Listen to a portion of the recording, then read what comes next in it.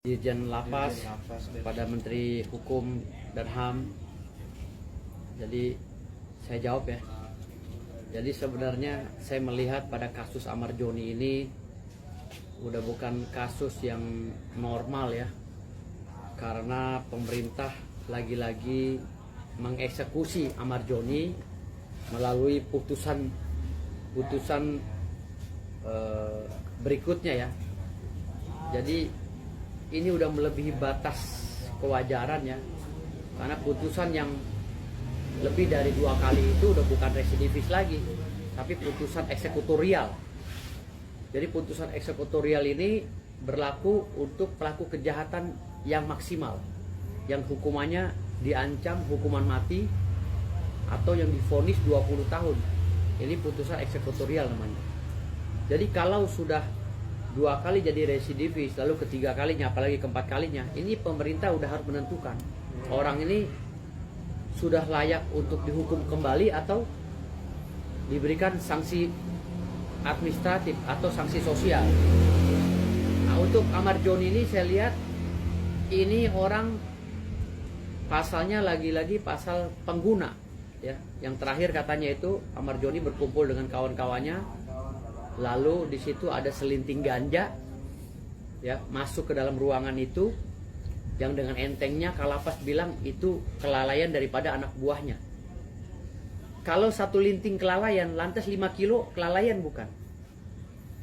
Kalau berkilo-kilo, berton-ton kelalaian apa bukan? Kalau hal-hal kelalaian ini dibiarkan, maka akan ada kesempatan bagi pelaku kejahatan untuk mengulangi kejahatannya. Katakanlah Amar Joni ini pelaku kejahatan, lantas siapa yang memberi celah untuk melakukan kejahatan? Kok bisa lapas seketat itu bisa masuk ganja selinting? Kita udah nggak usah tutup mata lah di Indonesia ini. Kenapa saya selalu nyindir-nyindir masalah hukum ya kan? Pak Prabowo selalu saya sindir, Pak, hukumnya ini udah lecet kita. Pak Prabowo itu segitu banyaknya euforia ya dalam berbangga hati karena membanggakan kabinetnya. Tapi saya belum pernah melihat kabinet Pak Prabowo itu serius untuk menegakkan hukum, itu aja. Tapi untuk membuat program, saya lihat Pak Prabowo banyak sekali, program-programnya banyak, ya kan. Tetapi untuk menegakkan hukum nggak ada keseriusan. Bayangkan ya, ini sebagian kecil ya pengakuan dari seorang karyawan atau pejabat Menteri Hukum ya, Kementerian Hukum dan HAM, yang mengatakan bahwa mungkin ganja itu masuk karena kelalaian anak buah saya. Kok bisa masuk gitu loh? Lantas di dalam itu berarti banyak sekali kegiatan transaksional terkait dengan narkotika, nafsa ya, gitu. Yang kita tidak ketahui karena itu tertutup sekali. Nah, kasus Amar Joni ini membuka tabir bagaimana buruknya ya penanganan narapidana di dalam di dalam lembaga pemasyarakatan. Nah, buruknya ini harus diperbaiki, bukan kita menyalahkan anak bangsa ya seperti Amar Joni yang menggunakan nafsa itu tadi ya. Lalu kita hukum, itu bukan solusi, tapi perbaiki mekanismenya. Gitu. Makanya saya bilang tadi di sini, kalau sudah berkali-kali Amar Joni ini disidang lagi, diputus lagi, disidang lagi, diputus lagi, negara ini jolim. Negara telah melakukan kriminalisasi terhadap anak bangsa. Apalagi Amar Joni ini telah menyumbangkan 1 medali emas waktu saat Pak Prabowo menjadi Ketua Dewan Pembina Pencaksilat Indonesia.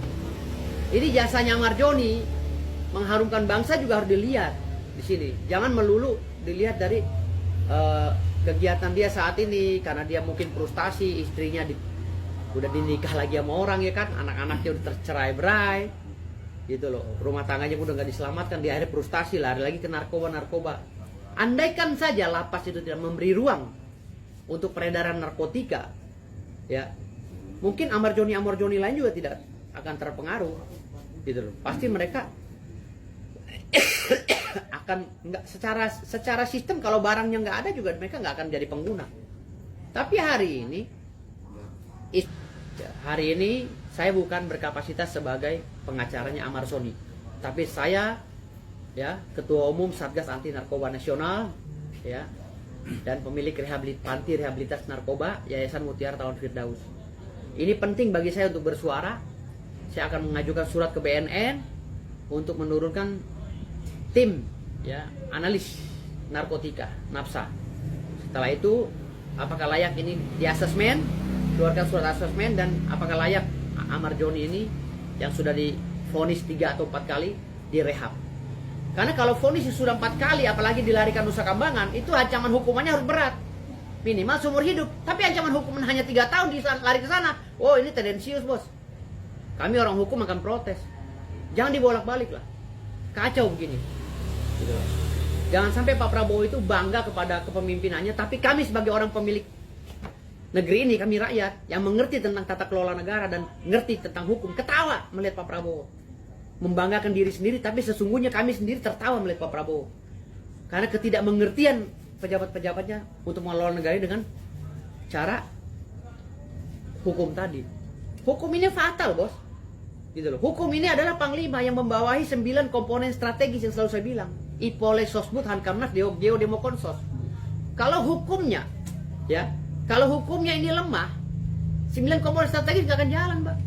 Ideologi, politik, sosial, budaya, keamanan, ketahanan, nggak akan jalan, Bos. Percuma Pak Prabowo punya ribuan cita-cita, punya ribuan program, kalau hukumnya lemah, melempem, Bos. Sekarang Pak Purbaya teriak sana teriak sini, mencat-mencatin orang. Hah? Nangkep-nangkepin tuh Jaksa Agung, nangkep 16 triliun berapa tuh? Coba kita lihat. Memang barang buktinya ada 16 triliun, tapi pelakunya siapa? Kan sampai sekarang belum diumumin pelakunya. Pelakunya siapa itu koruptor? Diumumin dong pelakunya. Terus kita mau lihat hukumannya berapa tahun? Paling 45 tahun lagi. Karena alasan hakim apa? Dia sudah terlalu baik di dalam persidangan. Gila, maling dibilang baik. Kalau gue hakimnya gue godot, gue siksa mau gue. Sayang aja gue nggak dikasih jadi hakim. Oke, balik lagi ke materi Ahmad Joni, Bang. Kan ini masih banyak soal barang kok bisa masuk di lapas sendiri. Nah, Abang sebagai praktisi hukum, tahu hukum, ya kan, harus gimana nih, Bang? Barang kok bisa masuk? Ya kan dia bilang gini, lapas ini kan di bawah Menteri Hukum. Menteri Hukum itu kan di bawah Yusril, Profesor Yusril Issa Mahendra. Kenapa Yusril kecolongan? Berarti Yusril nggak kerja, Bos. Yusril itu lupa dengan jabatannya, udah keenakan dia jadi menteri gitu loh. Harusnya dia turun ke lapas, survei, gitu loh. Contoh Pak Purbaya turun kan? Pak Purbaya kan hebat tuh, turun, mau sidak, bea cukai dan lain-lain. Yusril apa kerjanya Pak Yusril? Hah? Ngopi di kantor. Zaman, Bos, zaman sekarang pejabat kayak gitu. Tapi ada wewenang yang kita anggap pekerja juga ya. Justru dia adalah penggeraknya, dia Menko Polhukam, Menkumham. Dia tuh tunjuk Menteri Hukum, tolong dong sidak itu. Menteri Hukumnya juga melempem kok. Gitu loh. Ganti semua. Mumpung Pak Prabowo ini masih 3-4 tahun lagi. Ganti, belum terlambat. Pak Prabowo ini sekarang lagi disayang rakyat loh. Disayang rakyat, tapi pada saat eksekusi hukumnya tidak sesuai, rakyat kecewa lagi, Bos. Oke, kabarnya ini, Bang, para petugas-petugas yang terlibat dengan masuknya barang ke Ahmad Joni tersebut di lapas, kabarnya sudah dipindahkan juga ke Nusa Kambangan, Bang. Dimasukkan ke Nusa Kambangan juga. Tanggapan Abang, Bang? Udahlah, kalau itu udah kacau balau, itu mah masukin ke Nusa Kambangan biar bisa orang nggak bisa ngelihat. Padahal dia turun di jalan mungkin main kemana, ke mall, ke Pondok Indah, ke Singapura. Udahlah, permainan itu udah anak kecil juga tahu di Indonesia main sabun itu namanya. Nggak usah sok-sok inilah. Lo cerita depan kita yang udah lama lahir. Ari-ari gue ditanam di Monas, gue tahu semua sejarahnya. Bagaimana orang kegiatannya di Monas itu kayak apa? Hari-hari gue ditanam di Monas. Jadi orang ngomong apa dalam istana gue denger. Gitu. Berarti Abang yakin ini hanya pengalihan? Ya udahlah, ini udah. Ini benahi hukum semuanya. Tegas. Harus tegas. Hukum itu harus benar-benar jadi cambuk api biar mereka tuh kapok gitu. Kalau kita hanya begini terus, terima dongeng terus. Sekarang Ahmad Joni udah 3-4 kali divonis. Masa vonis putusan hukumnya berapa putusannya? Ahmad Joni putusannya berapa sih terakhir? Yang masalah ganja? 7 tahunan. Hah? 7 tahun banding kena lebih, Bang. Putusan. Ini putusannya yang sekarang yang ganja? Iya. Bukan yang ganja. Loh, kemarin katanya ganja, ada ganja jatuh, dia kena. Nah, itu barang yang sekarang. Jadi yang gue tanya sekarang ini, kalau 7 tahun dia udah jalanin, 7 tahunnya udah jalan. Iya. Sekarang yang sekarang ini berapa? Belum, Bang. Belum lah. Kalau belum tuh langsung di Nusa Kambangan. Kan Nusa Kambangan itu orang yang nggak bisa diatur di lapas. Karena dianggap ini udah yang... Apa karena Ahmad Joni teriak-teriak bahwa kebobrokan di dalam lapas itu dibongkar oleh Amar Joni, makanya disingkirkan ke sana. Hah? Apa takut kalapasnya itu kebongkar boroknya? Hah? Indonesia nih bos. Hah? Supir angkotnya tahu ceritanya, apalagi gua dokter bos. Supir angkotnya tahu ceritanya sejarah Indonesia kayak apa. Hah? Udahlah nggak usah bermain sandiwara. Mau gimana negara ini? Mau benahin apa kagak? Kalau mau dibenahin, udah kelilingin Pak Prabowo dengan macan-macan. Banyak pemacan-macan di Indonesia ini, profesornya yang macan ada, doktor ada. Mungkin seperti Bu Susi juga bisa tuh jadi Menteri Kelautan lagi. Dia juga macan juga. Kenapa gak dimasukin? Ahok macan itu, masukin Ahok dong. Ahok juga orangnya vokal kok. Ahok suruh pegang BUMN, suruh beneran jadi pemimpin dia di BUMN. Ahok masukin. Ya, Bu Susi masukin lagi. Siapa lagi? Banyak kok orang-orang di Indonesia nih yang track recordnya nggak korupsi, nggak nepotisme, yang kerja bener. Tinggal buka aja. Karena masalahnya mau nggak Pak Prabowo untuk merubah itu semua. Gitu.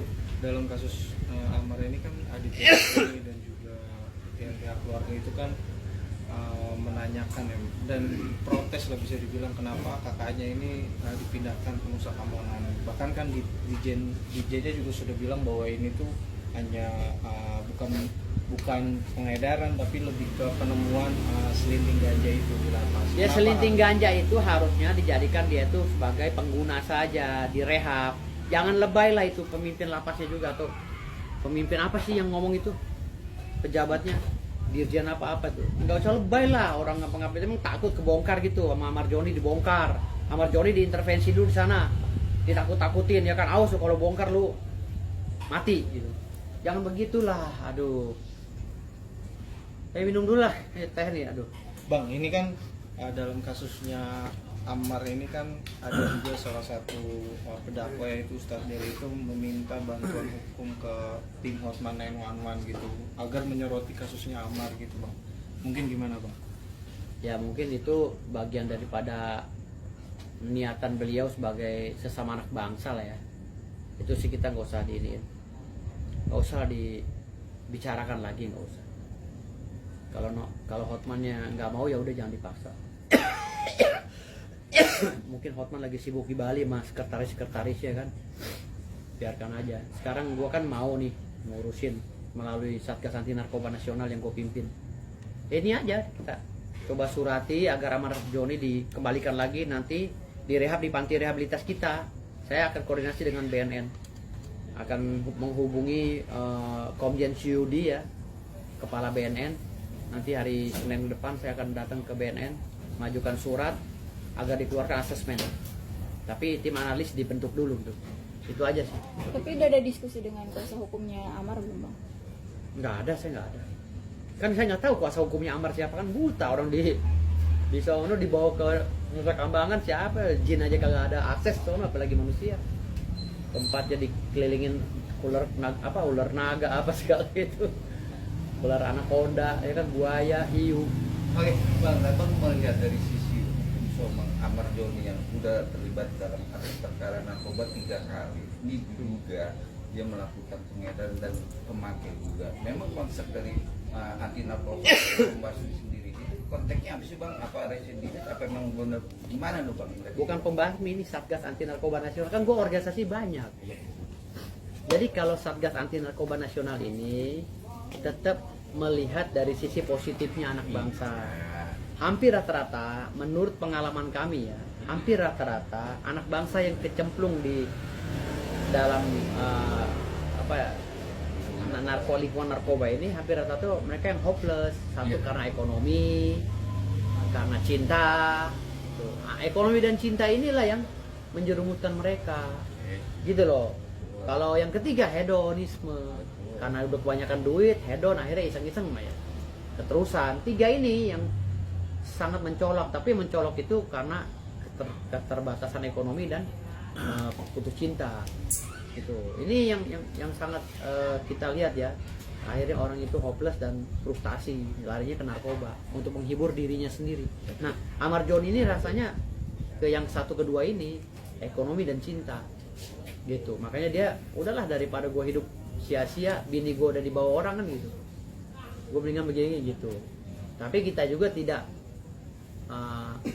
memandang Amar Joni juga harus dibela sepenuhnya, karena Iya. Mungkin dia juga di dalamnya keterlaluan kan gitu, kan hanya Kalapas yang tahu. Jadi hari ini gue berbicara universal, bagaimana penegakan hukum di Indonesia ini. Gue nyeleneh gitu loh, ini belum selesai ini ya. Tahu nggak sih makna konstruksi hukum tata negara tuh, ngerti nggak sih? Ini hukuman pertama residivis, ditambah lagi sepertiga, ditambah lagi. Kalau udah maksimal harus ada pilihan, apakah ini udah dibina benar-benar atau dibinasakan. Itu hukum, nggak boleh separuh-separuh gitu. Ini kan Ahmad Joni udah 4 kali katanya. Kalau udah 4 kali kan harus dibinasakan sebenarnya kalau menurut undang-undang, kalau ancaman hukumannya berat. Tapi kalau 4 kali hanya pengguna, apalagi hanya dia duduk-duduk sama temannya ngumpul, atau ada gelek di sebelahnya, ya dia nggak megang, dipaksa untuk megang, ya susah lah. Itu namanya kriminalisasi hukum. Ya direhab aja, dikeluarkan, direhab, dibina. Apalagi dia pernah bawa medali kan, medali emas waktu dia konsen di Pancasila kan gitu. Bang, ini kan perkaranya kalau nggak salah kan Januari, bulan Januari. Padahal Januari besok dia juga akan keluar hukuman masa yang kemarin diputus.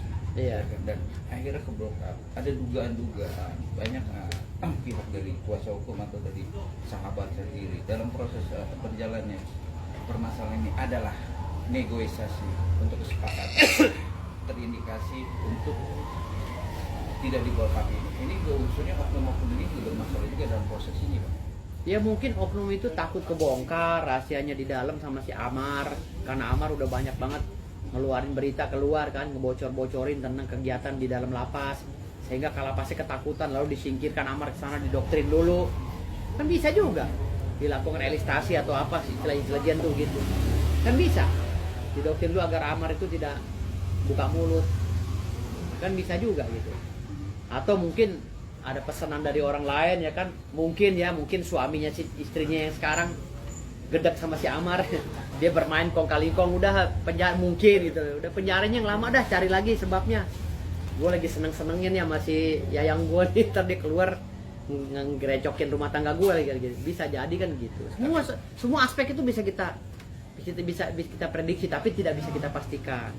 Tapi kan momen dari perkataan Bang sudah dengan momen dia beda. Momen seorang kekasih dia bilang dia akan mengajukan rehab, Bang. Memang dalam konsep dia di Nusa Kambangan bisa direhab gitu, permintaan dari pihak Loh, bisa saja kalau BNN sudah meyakini bahwa itu ancaman hukumannya ringan dan itu hanya hal yang mengada-ngada, BNN langsung membentuk tim analis dan merekomendasi untuk asesmen. Bisa saja. Nanti rehabnya apakah di panti rehab saya atau di panti rehab Lido atau panti rehab yang lain, banyak panti rehab di Indonesia ini. Gitu. Kalau kami kan ada di Ciputat gitu. Sekalian iklan. Kami ada di panti rehab di Ciputat gitu. Jadi yang di Tangerang kalau kena narkoba bisa direhab di kami gitu. Dan Abang siap. Siap. Dengan prosesnya sudah di Nusa Kambangan, dengan berjalannya hukuman, apakah itu dengan sistem persidangan Abang? Apa sih dengan sistem persidangan, apa online, apakah dia dihadirkan atau gimana sih Bang kalau namanya perkara ini? Ya itu kan kewenangan lagi-lagi dari hakim.